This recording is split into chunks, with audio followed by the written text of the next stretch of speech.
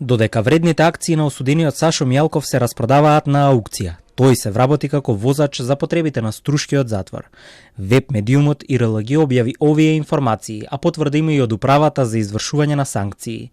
Телма се обиде да добие детали за работните задачи на Мијалков, а од Струшкиот затвор најавија детали за утре.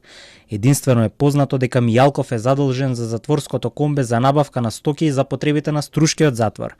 Ова доаѓа во моменти кога истекува првата година од трите на кои Мијалков е осуден во предметот Империја, а ги одлежува во Струшкиот затвор.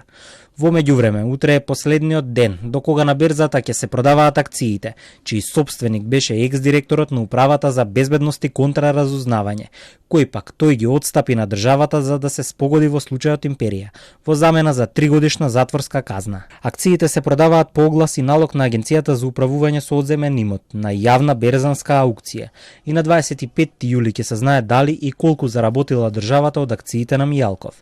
Пресудата на Мијалков му беше изречена лани на 8 јули и тогаш тој се спогоди за признание на вина со обвинителката Лиле Стефанова.